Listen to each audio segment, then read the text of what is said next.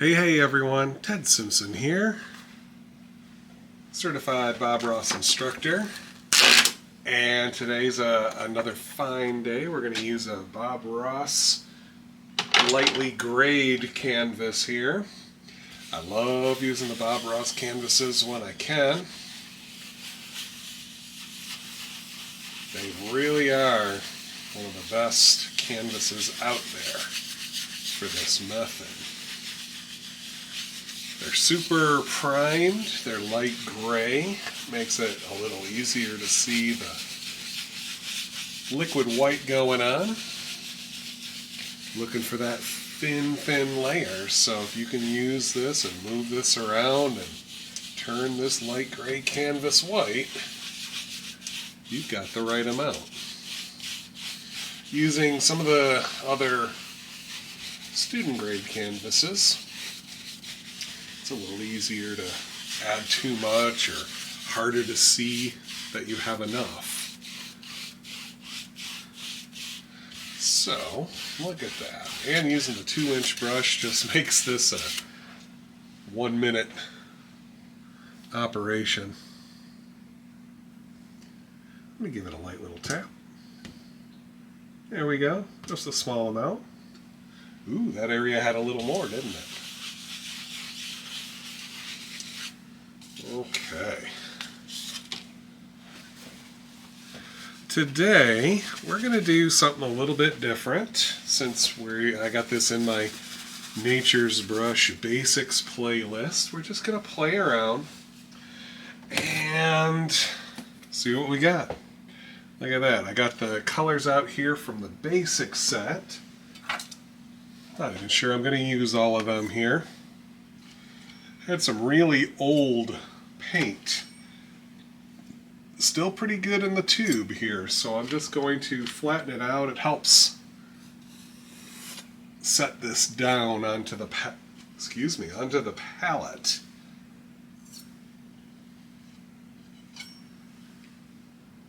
Just gently press it away. And just like that, now we can control how much paint we load. I thought I'd talk a little bit about clouds today and trees. So, here we go. Let's put in a little sky super quick. I've got my 1-inch brush here, a little bit of some 30-year-old phthalo blue, and let's just drop in a happy sky. You know those skies are happy. Got some variation here, just throwing the paint up. No big deal. Look how fast we do that. Simple enough. Now, just wiping some of the excess paint off my brush, just give it a little stir into your paper towel. Then I start going over it, allow that liquid white to mix and melt, dissolve, soften. How many ways can we say it?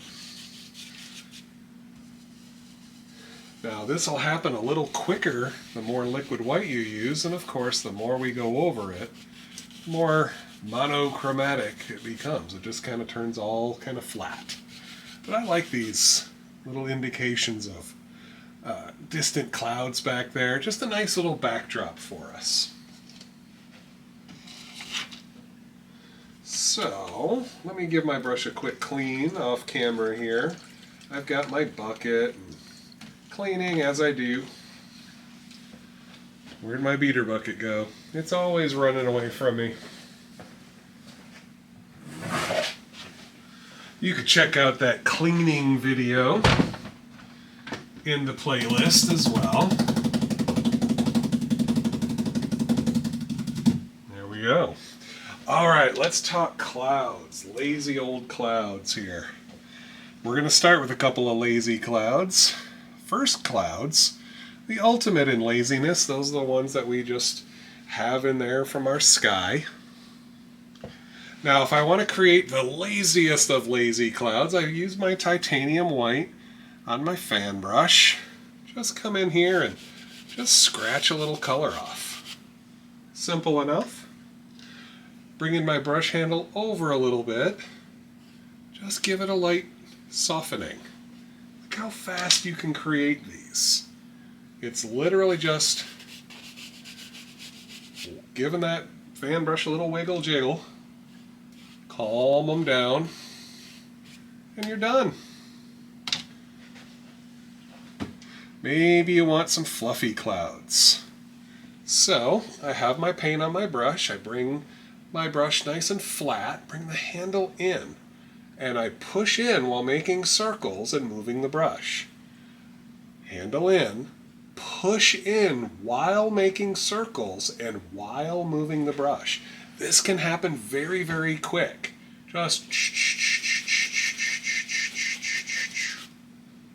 if you want to go a little bit on the other side, that's it. That first step is just to get some paint off.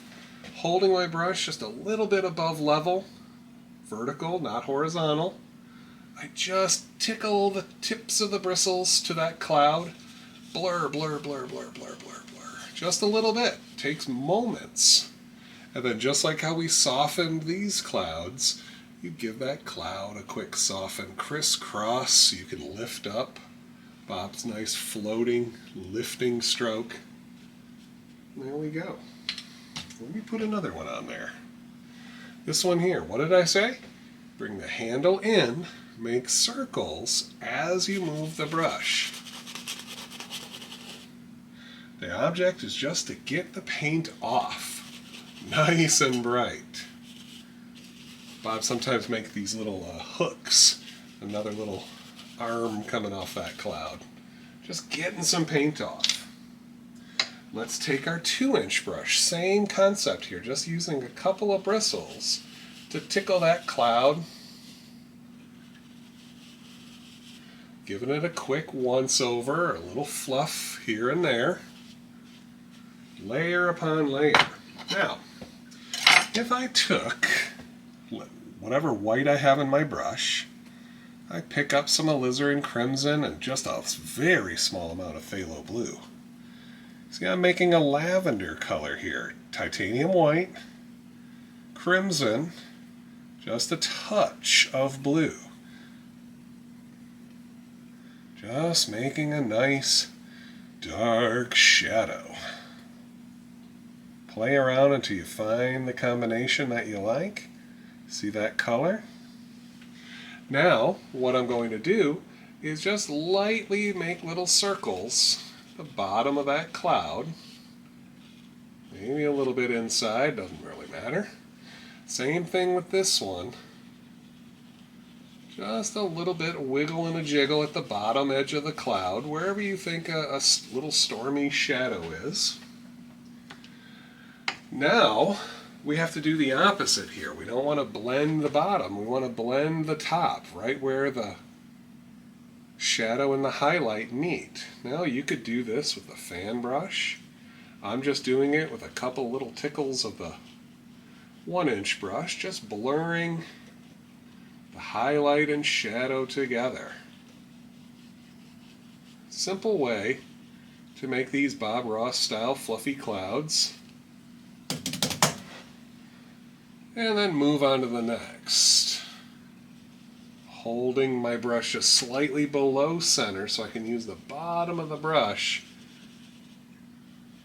to do the blending for me. Okay. Now using my 2-inch brush, I give it a quick once over. Look at that. Now you could play around here if things aren't working your way. You don't like the way they look, you can change it, add a little more white there. Try not to mess with it too much though. I get the tendency to want to fiddle. But if you fiddle too much, then things start stirring together rather than looking like highlights and shadows. Okay. What else can we do? How else can we make clouds? Well, one way is if I tap some color on the tips of my brush, I can create tappy clouds.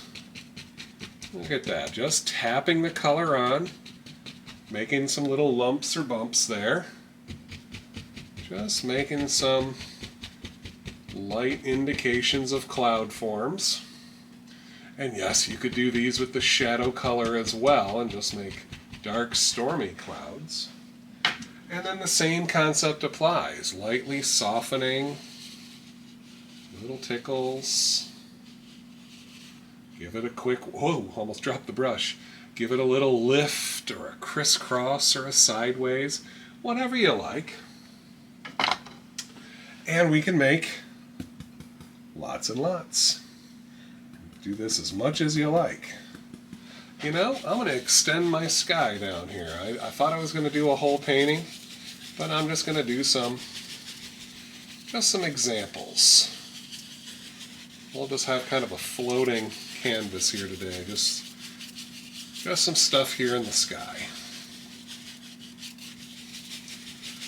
Work this in a little. Look at this. Sometimes when you're blending that sky, you don't even have to take the brush off the canvas.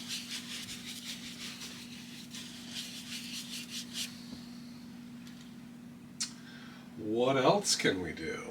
Well, let's make another tappy cloud. I like that. That was kind of fun. We can hold the brush sideways and tap in some little sideways clouds, just like that one there with the fan brush, except these are made with the 1-inch brush. Pretty nice. All right. Well, that's a little bit of clouds there for you. 1, 2, 3 different kinds of clouds just to round out your sky. And you can do these clouds in a nice blue sky like this. You can do them on a sunset that you created. I'm just cleaning out my fan brushes here super quick. Whoop. And my 1-inch brush, just because I'm in a mood. There we go.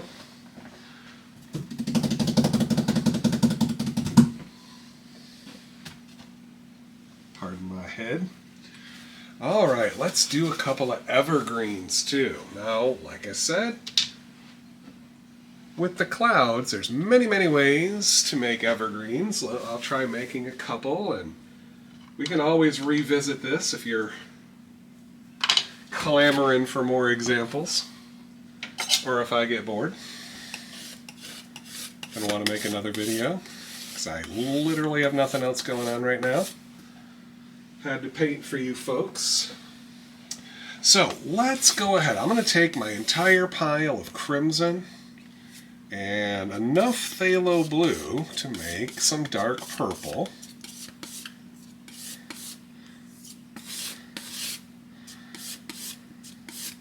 It's a little bit to the red side. That's pretty close to just nice medium purple. Now I'm going to add a nice lump of green to it. Really dull it down, make some nice background color. Maybe a little bit more blue and a little bit more green. Dull this out a little bit more.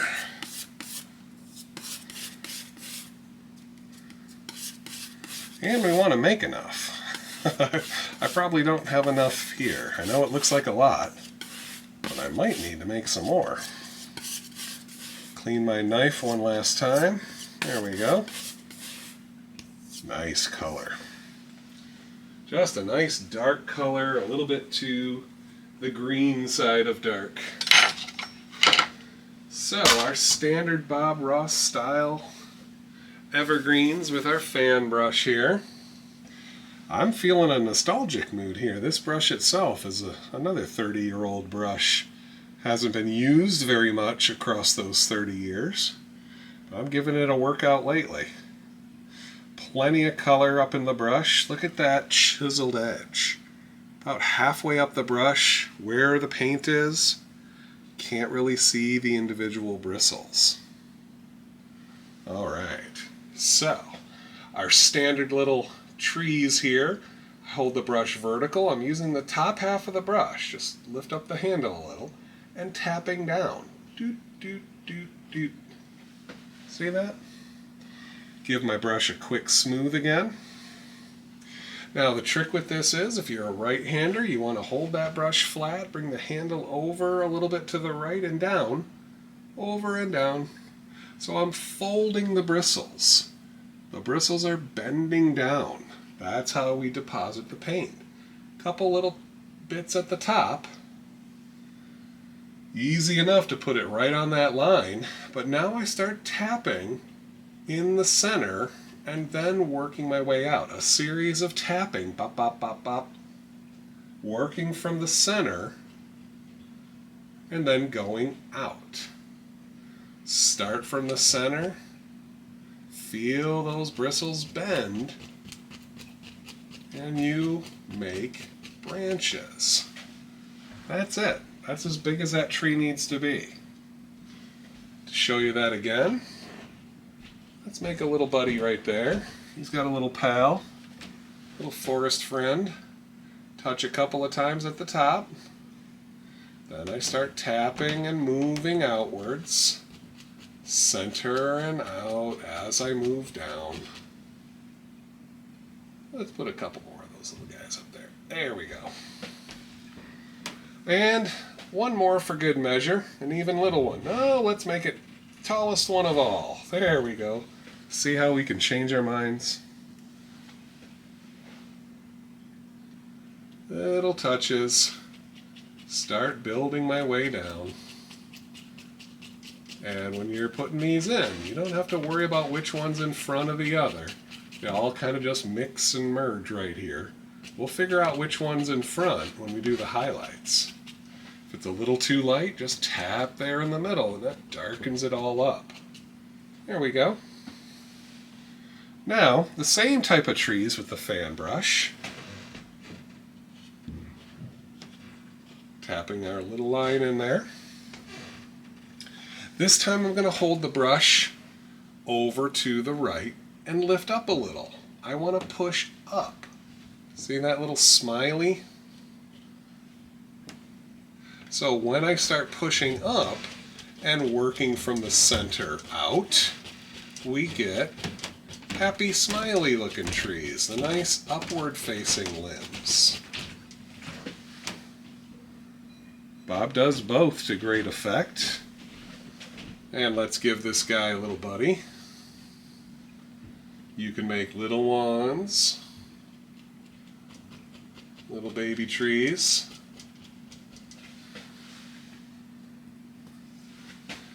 Or you can make big old monster buddies.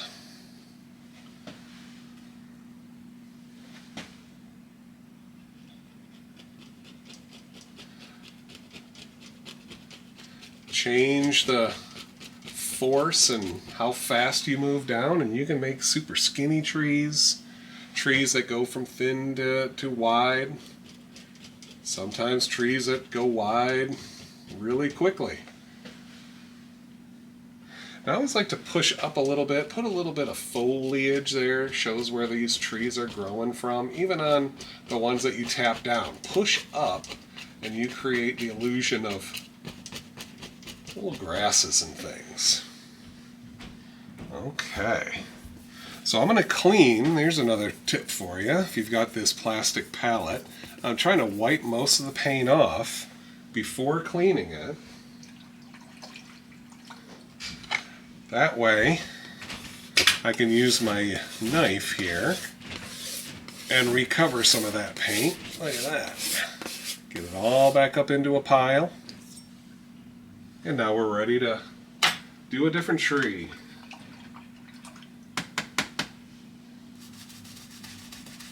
I'll save that fan brush for highlighting. Before I do too much else, I think I need a little bit more paint. So, a little bit more of this ancient crimson.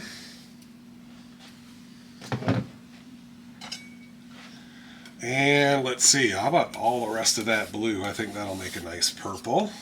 And another hunk of green. And now, when I mix these colors together super quick here, got a lot more volume to make some trees.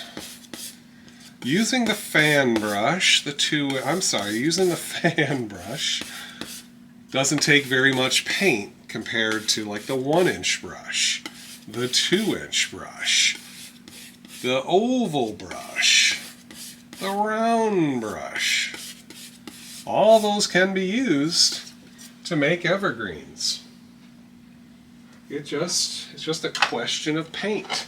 How much paint you put into the brush. So, you have to find the angle here. I'm loading some color and working this paint in, giving it a little wiggle, forcing that color in, and then smoothing. Grab some color, work it in, smooth it. Be careful you're not loading the whole brush full of paint, just up here near the top. Lots of color, and it should look like a nice chiseled edge. All those bristles are stuck together. Now, to make these trees, you just touch, make your little line, just as we did before, then reload and smooth both sides there. Now, following that same concept, we're going to get different results, okay? It's going to be a little bit weird at first. But I just use the corner of the brush, and I want to fold those bristles. I'm going to find the angle there to make the basic shape. It's definitely a different looking tree. A little more paint in my brush. Let's fill that in. There we go.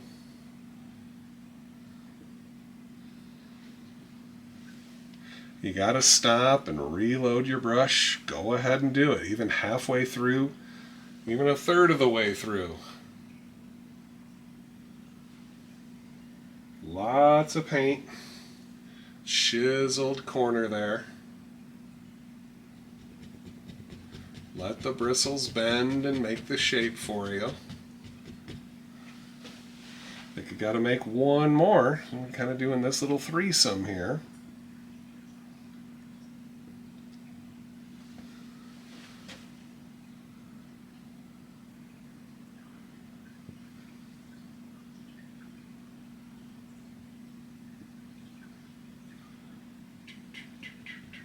Definitely makes a different shape. I prefer the fan brush myself to this. But when you're going for some very impressionistic looking trees, sometimes flipping over to these big old brushes gives you a different look. It's up to you. Now, let's see about this. Let's wiggle some of this paint out of the brush. Maybe I can recover it a little bit. Before cleaning the heck out of it in my paint thinner.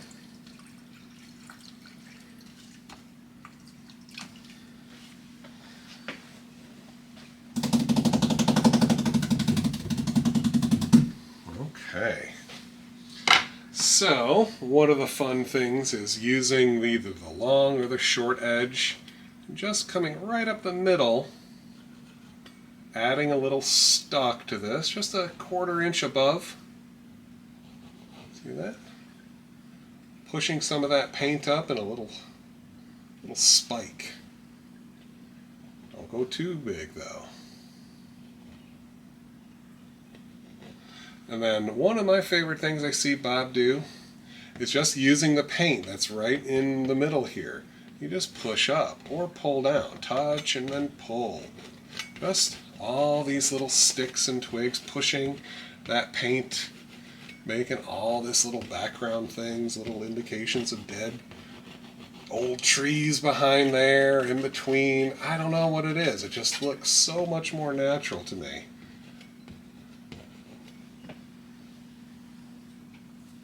Doesn't have to be curved or anything. Just little different angles where they're going off. I love it. Okay. When it comes to highlighting, there's a balance you need with how much paint you have in your brush and how thin it is. You don't need all that much liquid white, you know? You need enough to thin down a certain amount of yellow. Now, one of the big things I see people do is load too much liquid white and not enough color. The other thing is people just not having enough paint in their brush. Sometimes you gotta work a little off the pile, I pull it down, and then I work it in back and forth to thin the color. Okay? Doesn't take that long, but you do have to be somewhat aggressive in getting plenty of paint into your brush, plenty of thinned paint. Once you have that thinned paint, it looks kind of like that dark color, just nice and loaded up. Then I'll take a little bit of my sap green and tint the color until I find the highlight shade that I like. Hold it up there, see what you get. Now for highlighting, it's very similar to how we put the dark colors on. I start with my brush over and down so I can put a couple little taps, light little touches to start that tree out. Once I get down into the main part of the tree, I'm only holding my brush flat and then lowering it so I can make little frowns with the shape of that fan brush. Tap, tap, tap. See that? Tap, tap, tap. Tap, tap, tap. Little sections at a time, leaving plenty of dark. Let me show you that again. It looks like my light source is coming from the left, so I'm focusing first on the tops, then using the middle of the fan to tap and tap towards the light source, tap towards the left here.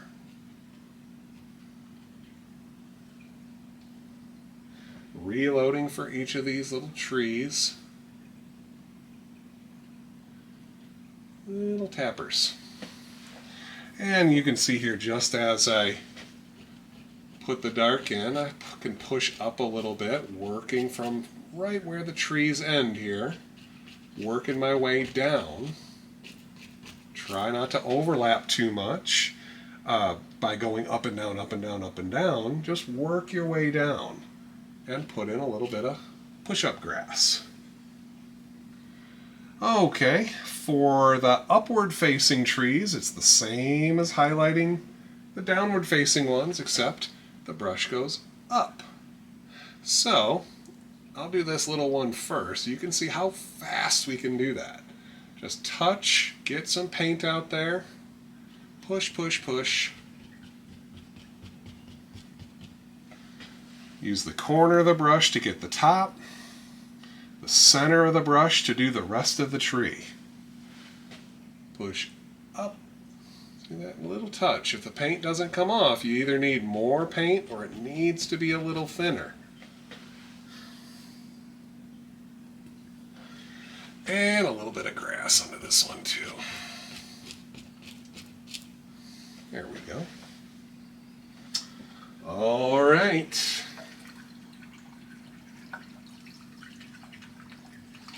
Clean this fan brush here.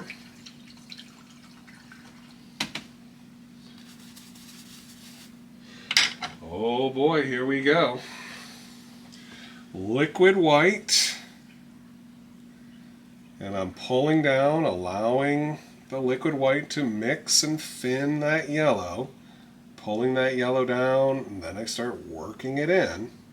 So I'm thinning it and loading the brush at the same time. Once again, we need a lot of paint into that 1-inch brush. Then we tint it, find that shade that works here. It's a little too bright, even a touch of your shadow color will dull and darken this. Working it in, getting that chiseled edge. It takes a lot of paint, fair warning, right? It takes a lot of paint to touch, very gentle.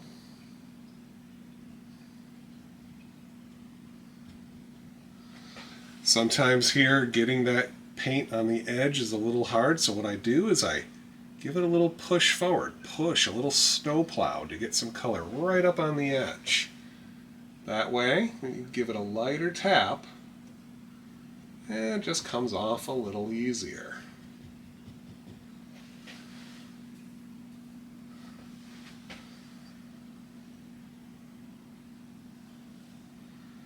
And this one here, just a little indication. Now for the bushes and foliage here, I'm going to change it up. I'm just tapping the brush, loosening up those bristles. Then I can just tap in some little sparkly things here at the bottom. Just an indication there. Well, I tell you, we've got some room here. What do we do? What else can we use?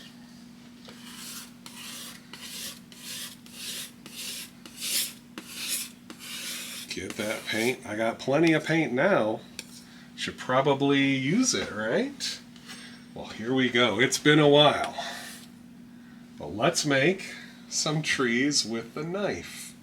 Look at this. Just making our little indication here. Now with this, oh, it's even more impressionistic than the 1-inch brush trees. Or once in a great while, the 2-inch brush trees. I'm actually using the small edge of the knife. I'm picking up a little roll of paint with the small edge. And this one is just, you just gotta kind of feel it. You touch that knife and you're just moving from the center out, getting some color out there. I stop, I clean my knife often here and just reload it and push some color out there. It's, well,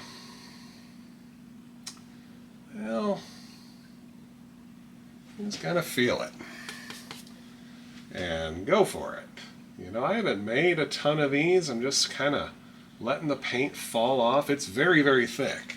If you were to look at this canvas sideways, it's really sticking out. And I always try to follow my mantra, don't go too wide too quick.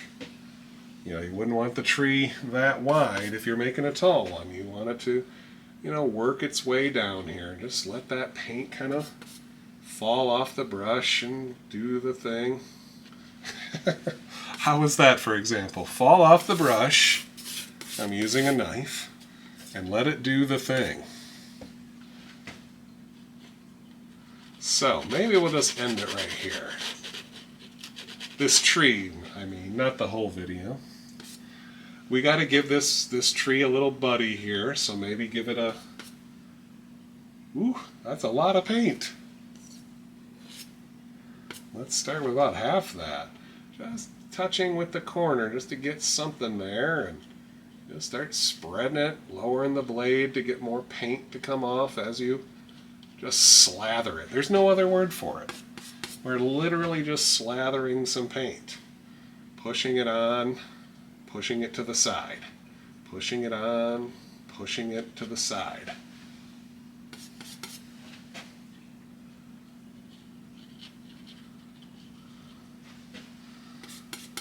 I say this tree needs a little more life to it. Let's just build this one out a little bit more.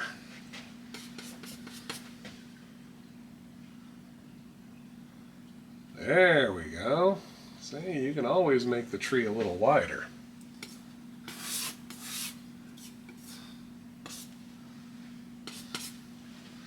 One more. Let's give this one a medium-sized tree here.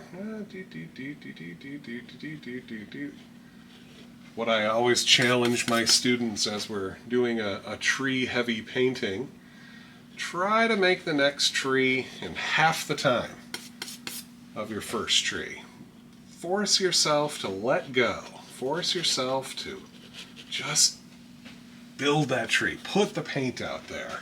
Don't fool around too much. You know, try not to fiddle. There was a big old tree. So there's another evergreen style. Fan brush up, fan brush down, 1-inch brush, knife.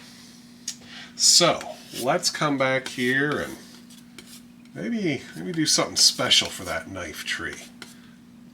Instead of just highlights, maybe let's do a couple of different highlights. So just pushing a little bit of highlight, letting that dark paint catch what's on my knife here. Then it'll come off. See that? Just laying it on, no pressure. Gotta just let that paint come off in chunks almost. Grazing the knife over there like snow on the mountain. You know, just let it kind of bump and skip. Ooh, there we go.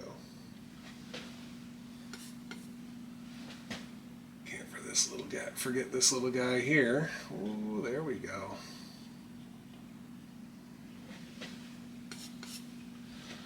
Some more of this color. Ooh, that part's bugging me. Add some more paint. Not always the answer, but it is today. So, if I were to take a little bit of this lighter yellow here, a little brighter yellow color, let's add a little highlight to the highlight. Just a little extra bit here or there.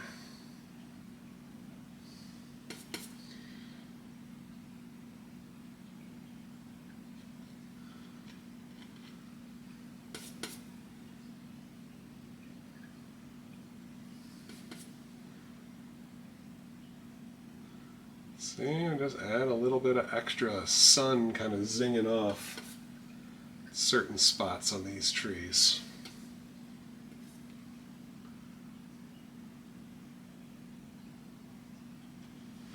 There we go. Now for the grass down here, I didn't really do too much here. I'm just going to let's just try smearing a little bit of color out. Take a little bit of highlight and just graze it a little horizontal, give it a little indication there's some low-lying stuff here. You could do the whole snow on the mountain trick and graze it like that if you like. There we go. Couple of basic scenarios. I think it worked out. There's some things I might not like, and if you don't like it, you can always, you could scrape a little bit of that off. Sometimes coming back with the shadow color and darken some spots again, if you feel like it. It's probably okay if you don't. That's all I got today, folks. Clouds and trees. If you like this video, check out the other basics videos. Give me a like, give me a comment if you want to see more. I take requests, so thanks guys. Talk to you later.